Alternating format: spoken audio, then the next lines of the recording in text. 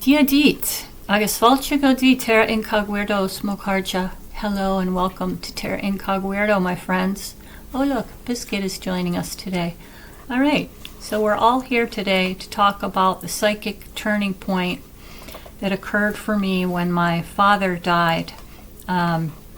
This was a point in my life where my psychic abilities really strengthened, increased in overall intensity.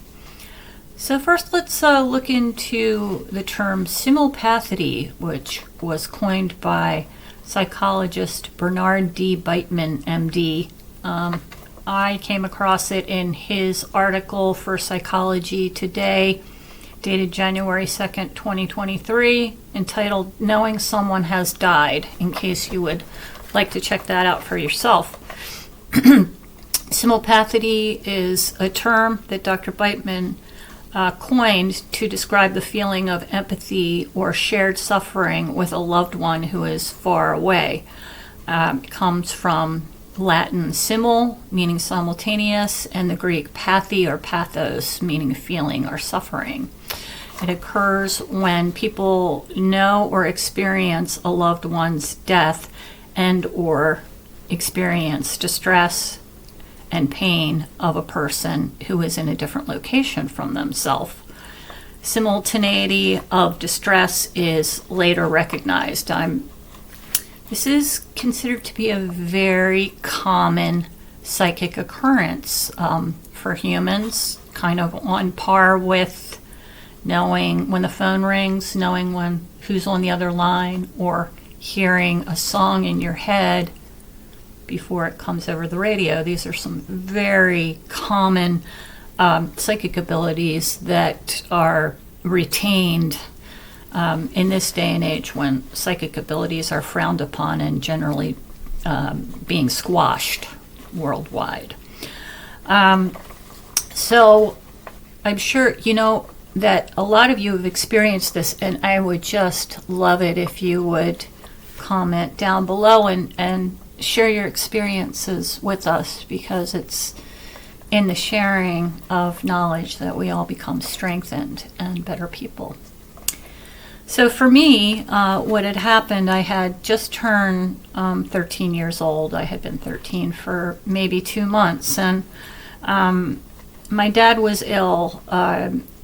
He had gone into the hospital for a bowel rescission, and I knew that he was not well, but my family was not telling me how serious things were, because apparently during surgery, the surgeon nicked his bowel and my father developed septicemia, and I was not told of this. So it was in late August when it happened, and that day I was at the swimming pool. I was on the diving team at the time, and I was at the pool with some of my young friends whom I've described to you in the episodes about the Pot Spring Mansion, and they were with me. And I was over in the deep end practicing diving off of the low springboard, and I was practicing back flips, so I was just repeating it over and over as back flip, get out of the pool, get back on the board. And it was really quiet that day, and I had the board all to myself. Wasn't fighting anybody for the board. So I don't know how long I have been doing it, 15, 20 minutes, I don't know. And so I got up and did another backflip into the pool. And when I went underwater, suddenly my brain became 100% scrambled, like somebody had taken my brain and shaken it, like shook it violently. And I became disoriented, and I didn't know where the surface was. I felt like my body was spinning, and all I could see was like bubbles and the movement of the water, and I could not orient myself to the surface, and I panicked. And for a moment, I thought I was gonna die. I thought I was gonna inhale water and drown. But in that precise moment, I heard my father's voice say, "Be calm." So I just let all of the anxiety and all of the confusion just drop away from me, and I let my body go limp, and I floated to the surface. And when my head came up, I looked at the clock, and I noted the time on the clock, because as soon as my head broke the surface, I knew my father was dead. I just knew it. I felt it. And I felt him there with me, trying to prepare me, calm me down. So I climbed out of the pool, and I wrapped my towel around me, and I went and I sat over on the side of the pool, and I waited, because I knew that my neighbor's father was going to be coming to collect me soon, to take me home, because I knew everybody was gathering at my house because my father was dead. And that's exactly what happened. My friend's parents came and picked me up, and at first they drove us to a different friend's house, but they could not help but go past my house. There was no other way to do it. And when they went past my house, I saw that the driveway was packed with cars, and I knew. But I didn't say anything, and I guess they thought, why would they think I would know? They thought I still didn't know. And somehow they thought that I missed the fact that there were like literally 25 cars in my driveway at the time. But so they took me to my other friend's house, where we were told to play, which I didn't really involve myself in. And then the same parent came back and picked me up and took me to the house, and all my relatives were crowded around my mom in the kitchen. And I went in, and my mother told me my father had died, and I asked her what time, and she told me, and it was the exact time that I had seen on the clock when my head broke the surface of that pool. So apparently this is a very common occurrence for many people, and I believe when you're very emotionally tied to someone, you have literal energetic bonds that connect you, and when something intense happens to those bonds, then you feel it literally like somebody pulling on a heartstring or a nerve. It's an energetic representation of a physical connection, and that's what you feel when somebody you know and you love very much dies. And I think that's why a lot of people have this kind of experience. So that point marked an intense turning point for me in my psychic life. As I have told you previously, I had just turned 13, and school was about to start in about, I think school started like within a week, 2 weeks of my dad dying. And this would have been the time in my life where I would have fully rolled into adolescence and really gotten into, boys or girls, whatever, attraction and all of that pubescent cauldron that rages with hormones and emotions. all of you out there who've been through being a teenager, or you have teenagers, or whatever, both, and you know what it's like. You know what I'm talking about. That crazy time in your life when you want to fit in, you want to be like everybody else, you want to have friends, you want to start having social activities outside of the house. Well, exactly at that point, my father died, and it was like somebody flipped the switch inside my brain, and I could no longer, my outgoing nature just evaporated.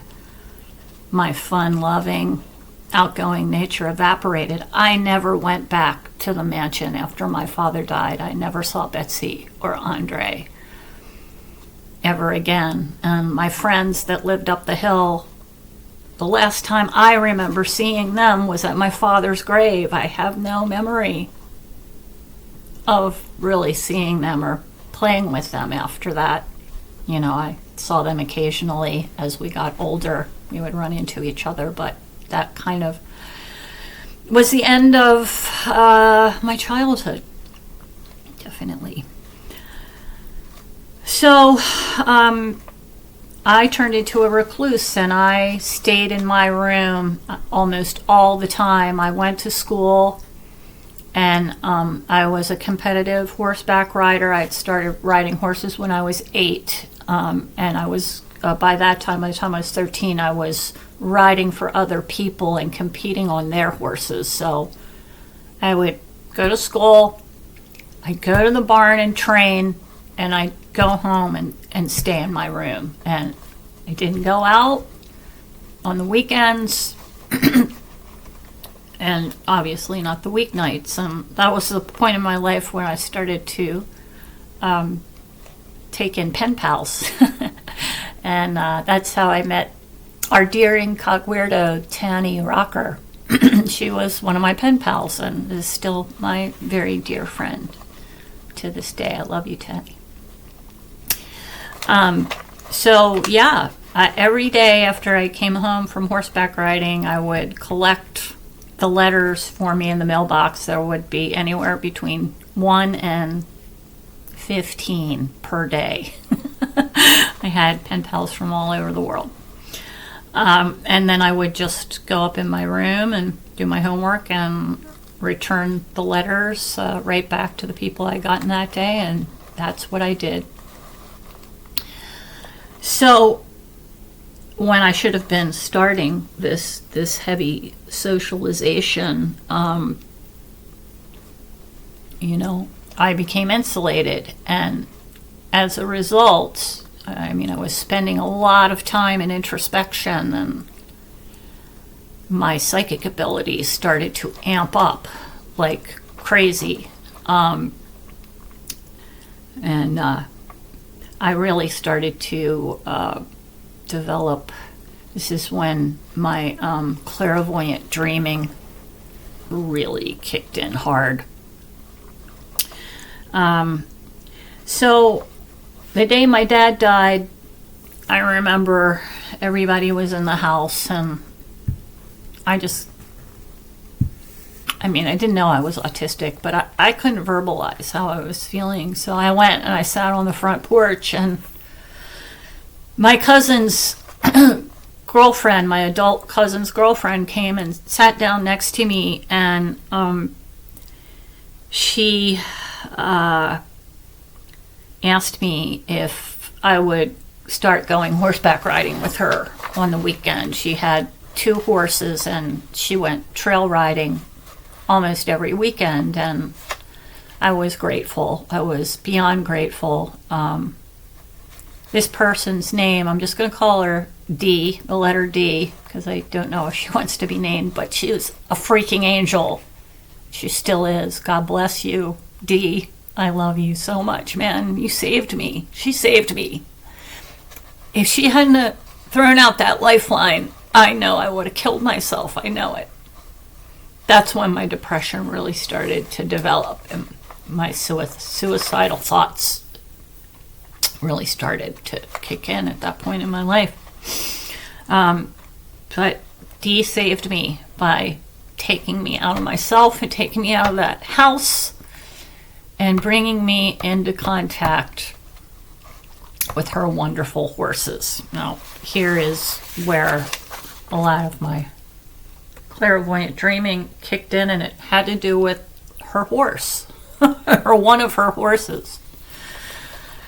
So I developed a very strong psychic link with Dee's quarter horse mare, and her name was Mama, and she was perfect. She was, if you guys know quarter horses, this was a perfect quarter horse. Her conformation was perfect. Her form. She was so smart. One of the smartest beings I've ever met in my life. And formidable. Like, you did not mess around with this horse. She was not down to clown. Do you know what I mean? She was serious from the get-go. She was not a let's have fun and play tag horse. I've had horses like that. No, she was 100% business from beginning to end. So this is a point in my life when I learned that I have stronger extrasensory perception with animals than I do with humans. I had always kind of suspected it, but here is when it was fully concretely brought home to me, and my takeaway from it was that animals are much easier to read and communicate with because it's not that they don't have damaging psychology, but they have less damaging psychology that they hold on to that affects their being and their ability to clearly communicate. So when you try to communicate psychically with an animal, it's usually a fairly clear connection. Unlike people. People are crazy gacked up. So people are really hard to read psychically because you don't know if you're reading the truth or if you're reading their idea of themselves or whatever. There's a lot of layers there. Animals aren't like that. They're very on the surface. God bless them. I love them. I love animals more than anything on this planet, I would say. And there are a couple people I would throw in with that group, but mostly that group of my favorite people in the world are comprised of animals.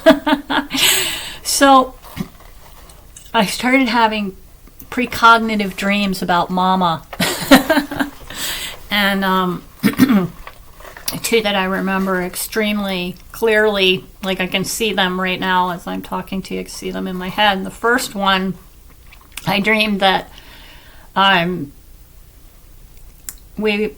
and Dee were trail riding, and we came out of the forest into a cornfield. Now we were in the fall by now, and in my dream the field had been harvested, so all the corn stalks were maybe like a foot tall, and in my dream the whole field was covered with frost. And as soon as we came out of the woods into this field, Mama just 100% uncharacteristically just took the bit in her teeth and ran off and bucking like a bronc, and she bucked me off, and I fell onto these spiky protruding corn stalks, and that was the end of the dream. So the next weekend when we went riding, it happened exactly like I dreamed it. We came out of the forest into this field that was cut, but guess what? It wasn't frost on the field. The farmer had put lime across the cut field to prepare it for next year. So we get there into this field, and it took me like a second to go, uh-oh, and off Mama went, bit in her mouth, bucked me off, and I fell into a field of cut corn stalks covered with lime. Good times, thank God. None of it got on my skin.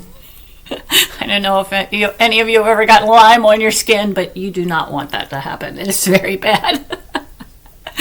So that was pretty. I mean, okay, it wasn't like it was similar. It was exact to the precise detail and the perspective and everything about it. I dreamed it exactly like it happened. Okay. And okay, so I think it was probably a year or two later. I'm not sure, because I rode Dee's horses for quite a while, and at this point, Mama had been bred with an Arab stallion, and she was pregnant. So I was riding a different horse of Dee's at that time, but I was still seeing Mama all the time, and obviously I knew she was pregnant and going to have a foal soon. So I guess it was about a week before she dropped the foal, I dreamed about the foal. So I had a dream where I came around my friend's house, and they had a small field. Most of their fields were right behind their house with the barn, but there was a small field to the side that she used mostly for a dog, and she didn't really, the horses didn't really go out in that field. So in my dream, I came around the house and saw that side field first, and Mama and her baby were in that field together, and they were galloping around the field, and Mama was running from left to right, and the baby was on my side of Mama, and oh, what a just beautiful dream it was. And I knew the baby was a filly, and she was chestnut, and she had a blaze that went over, I think, on the left side of her nose, and I saw she had a white sock. I think it was on the front right, but in my dream, I dreamed her sex, her color, and all of her markings. So a week later, I go to their house to ride the other horse, whose name was Digger. He was awesome. He was a fun-loving horse, unlike Mama. He was a lot of fun. kind of silly boy. Not all business like Mama. So I parked, and I came out. I came around the side of the house, and lo and behold, my dream just unfolded right in front of me. There was Mama and her new baby running from left to right with the foal right in front. Same color, same sex, all the same markings. And with both of these dreams, I told Dee about them before they happened. So Dee, if you're listening and you want to comment below about what you do or don't remember about that, I would appreciate it. I think maybe some Teraincogweirdos would appreciate a little outward validation of my stories from other people. So, Dee, I love you, and if you want to comment, please do. Okay, so my takeaway from this is that my dad's death made me really solitary and introspective, and thus my psychic abilities amped up instead of fading out. And I didn't know then that I was autistic, but I knew that I was incredibly uncomfortable around people. And also, I may have touched on this a little bit, but I did experience quite a bit of sexual abuse as a child, from people I knew and from strangers. And I was done with people by that point. My dad was gone, and I didn't trust anyone. I only trusted animals and Dee. That was about it. Dee was the only human that I really felt safe around. So I think that it was that intensity, the confluence of things that happened that went to intensify my empathy towards animals, and my disconnection from people. And I find that as I age, that only strengthens. I do have great compassion for all, but I have probably greater compassion for those beings out there who can't communicate as well, like animals and autistic people. It's hard not being able to say what you mean, and not being able to put up parameters to keep yourself safe, and not understanding half the time what people are talking about, and have them bully you and make fun of you. These are all very devastating things, and it all kind of came together to make me very reclusive and very animal oriented. And because I stopped, I essentially stopped talking to people, my psychic brain just took over, and I was having clairvoyant dreams all the time. And after about 6 months after my dad passed, my dad started to show up in my dreams and let me know that he was waiting for my mom, and that he would be around until my mom went to the place where he was. Now, sometimes my dad was, it would always happen the same way. I'd be dreaming about something completely unrelated, and it would be like the film stopped for a commercial break, and my dad would walk in off of a black screen, and he'd just be there. Always dressed very nattily. My dad was a good dresser, unlike me. Yeah, clearly didn't get that fashion sense from my dad. And he would just, come in and be like, "Hey, how you doing?" And he'd always already know what was going on with everybody.